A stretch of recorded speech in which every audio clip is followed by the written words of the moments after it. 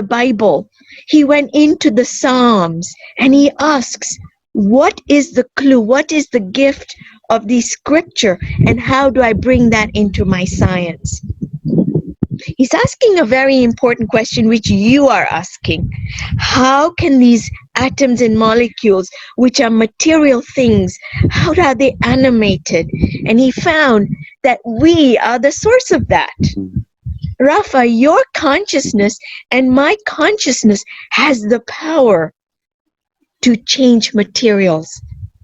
That's a tremendous idea. And you know something? Billions of human beings on earth today do not understand this simple thing. They don't understand the power. They are so asleep. And it is a time that we waken up. And science is really showing that if you have this power, then wake up to it. You're not just a Homo sapiens asleep, Homo sapiens thinking, analytical, scientific mind. We are Homo spiritus. Homo spiritus. You, Rafa, is animating that experiment in quantum physics. You are that observer. You are animating that material in front of you. But the real question in my mind now is, what is the quality, the tools of your perception you bring into that experiment? We have never asked that more basic and fundamental question.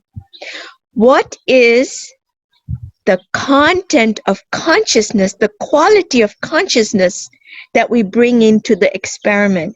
It's one thing to have all these tools and meters and gauges and graphs and computers.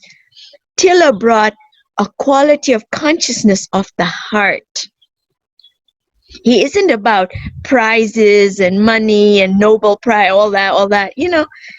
But he said, no, let me find out the truth of my heart, the power of my consciousness. That's a very high level of consciousness. That itself is a perceptual tool. And we forget that. You know, we forget. We're thinking, oh, let me bring this machine. Let me bring in this X-ray. Let me bring in this and this and this. No.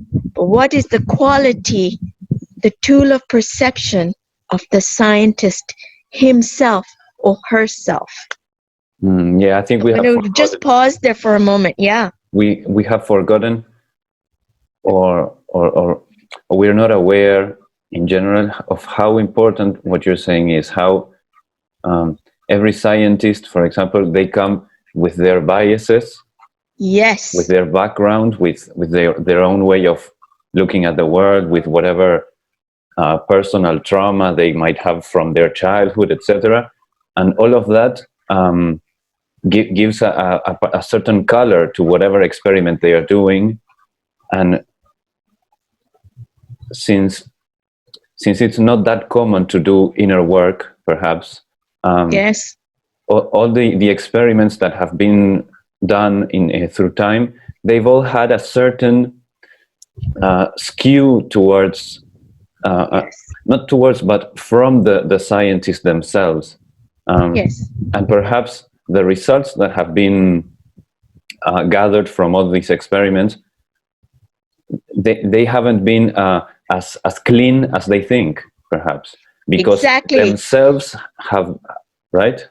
They project themselves onto the experiment. And I would say that sometimes there are agendas. Funding agencies, journals, medical and other scientific journals, they have agendas. You know, they have a subscription rate. They need to put out something, and they don't realize that these agendas interfere with authentic inquiry. And we are at a point we really need completely fearless inquiry. I can tell you that with my work with Intention and Dr. Tiller, we've been turned down. We don't get funding. Editors will criticize the work for minuscule things because they're not conscious enough. And this is what I recognized with Tiller. I recognized it right away, that he is a rishi and he is fearless. And it isn't about